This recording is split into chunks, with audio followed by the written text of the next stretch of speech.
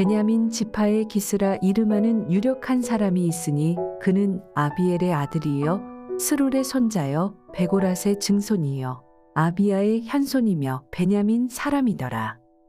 기스에게 아들이 있으니 그의 이름은 사울이요 준수한 소년이라 이스라엘 자손 중에 그보다 더 준수한 자가 없고 키는 모든 백성보다 어깨 위만큼 더 컸더라.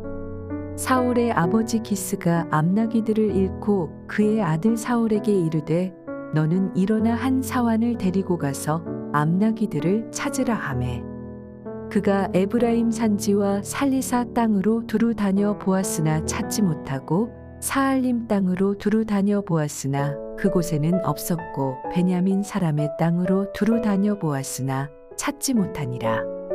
그들이 숲땅에 이른 때에 사울이 함께 가던 사환에게 이르되 돌아가자 내 아버지께서 암나귀 생각은 고사하고 우리를 위하여 걱정하실까 두려워하노라 하니 그가 대답하되 보소서 이 성읍에 하나님의 사람이 있는데 존경을 받는 사람이라 그가 말한 것은 반드시 다 응하나니 그리로 가사이다. 그가 혹 우리가 갈 길을 가르쳐 줄까 하나이다 하는지라.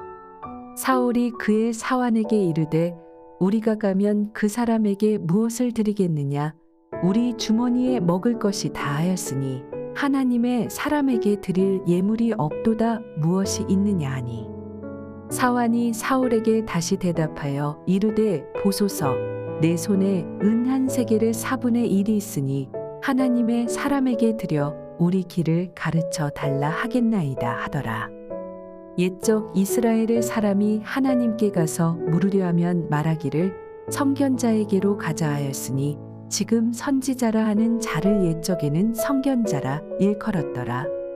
사울이 그의 사환에게 이르되 내 말이 옳다 가자 하고 그들이 하나님의 사람이 있는 성읍으로 가니라. 그들이 성읍을 향한 비탈길로 올라가다가 물 기르러 나오는 소녀들을 만나 그들에게 묻되 성견자가 여기 있느냐 하니 그들이 대답하여 이르되 있나이다 보소서 그가 당신보다 앞서갔으니 빨리 가소서 백성이 오늘 산당에서 제사를 드리므로 그가 오늘 성읍에 들어오셨나이다. 당신들이 성읍으로 들어가면 그가 먹으러 산땅에 올라가기 전에 곧 만나리이다. 그가 오기 전에는 백성이 먹지 아니하나니 이는 그가 재물을 축사한 후에야 청함을 받은 자가 먹음이니이다. 그러므로 지금 올라가소서 곧 그를 만나리이다 하는지라. 그들이 성읍으로 올라가서 그리로 들어갈 때에 사무엘이 마침 산당으로 올라가려고 마주 나오더라. 할렐루야, 화요일 새벽입니다. 오늘도 새벽 말씀 큐티를 통해 은혜 충만한 하루 되시길 소망합니다. 하나님은 이스라엘 백성의 요구대로 왕을 세워주십니다. 이스라엘은 주변 이방들로부터 자신들을 지켜줄 강력한 왕을 원했습니다. 하나님은 그들이 만족할 만한 사람을 선택하셨습니다. 이스라엘의 첫 번째 왕이 된 사울은 왕이 될 당시 하나님의 마음에 합한 사람이었습니다. 사울은 무엇 때문에 하나님께 선택받았을까요? 먼저 사울은 겸손한 사람이었습니다. 사울의 아버지는 힘과 부를 모두 가진 유력한 사람이었고 사울 자신도 출중한 외모로 사람들이 보기에 호감형의 인물이었습니다. 성경은 사울을 묘사하기를 사무엘상 9장 2절 말씀을 보시면 특별히 쉬운 성경에 기스에게는 사울이라는 아들이 있었는데 사울은 잘생긴 젊은이였습니다. 이스라엘 사람 중에 사울처럼 잘생긴 사람은 없었습니다. 사울은 이스라엘의 어느 누구보다도 키가 컸습니다. 준수한 소년, 이때 준수함이라는 단어는 토브라는 단어입니다. 이 토브라는 단어는 좋은, 선한이라는 뜻을 가지고 있습니다. 우리가 말하는 좋으신 하나님, 참 좋으신 나의 하나님, 그리고 창세기에 나오는 하나님 보시기에 좋았더라. 이와 같은 구절에도 토브, 선한, 좋은이라는 의미가 사용되었습니다. 즉 사울은 누가 보아도 좋은 사람이었다는 것이죠. 하지만 사울이 속한 베냐민 지파는 자랑스럽게 내세울 만한 배경이 아니었습니다. 베냐민 지파는 거의 멸절될 위기에 처했던 적이 있는 가장 작고 보잘것없는 지파였습니다. 그런 지파에서 이스라엘 12지파를 모두 통솔할 만한 왕이 나오리라고는 어느 누구도 생각할 수 없었습니다. 그러나 하나님은 특별히 베냐민 지파 사람 사울을 선택하셨습니다. 그렇다면 하나님은 왜 이런 선택을 하셨을까요? 하나님은 스스로 가장 작고 보잘것없다고 여기는 겸손한 사람을 들어 쓰십니다.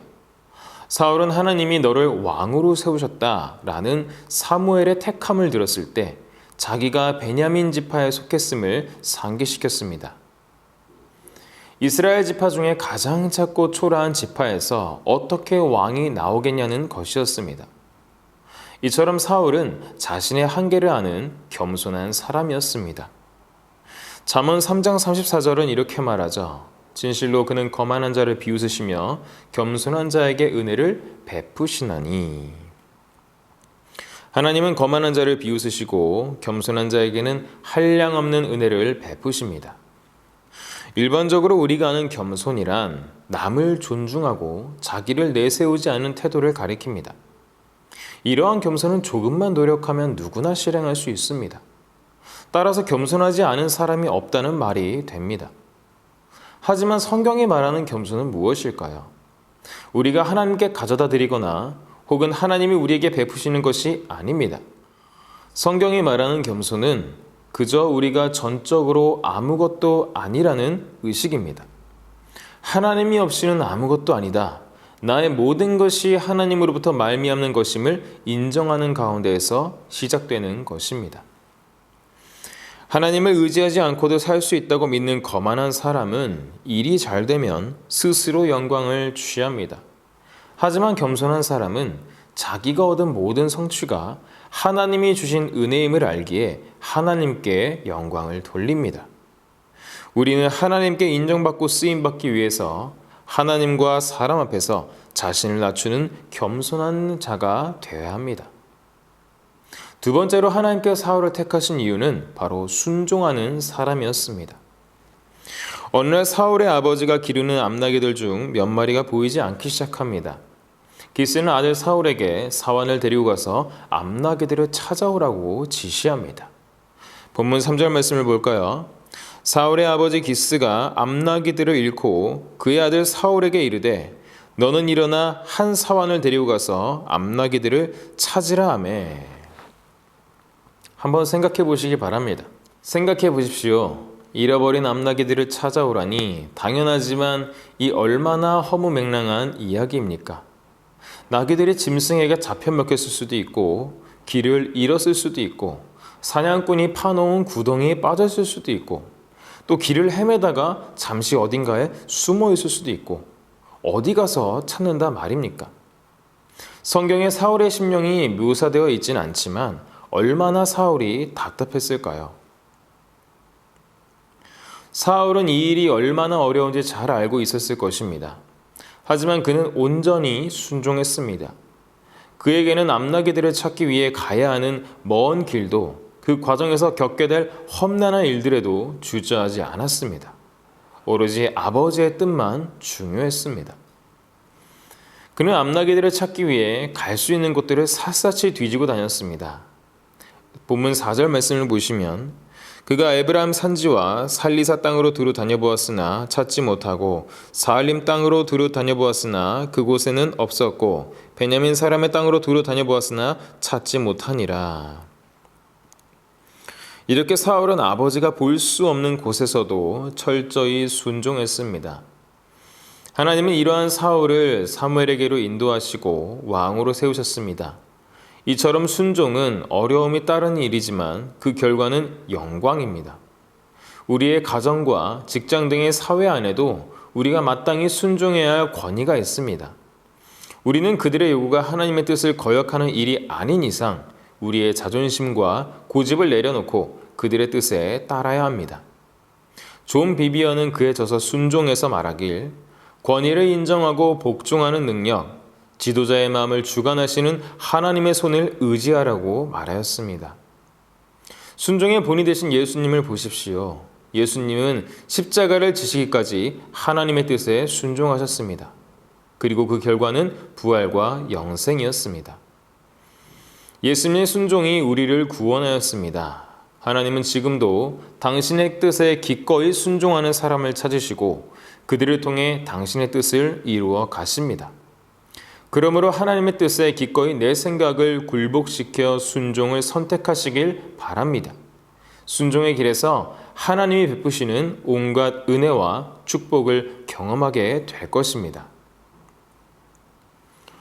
하나님은 겸손과 순종의 사람 사울을 택하셔서 왕으로 세우셨습니다. 이러한 성품은 예수님의 선한 성품이기도 하기에 우리 성도님들이 따라야 할 본보기가 됩니다.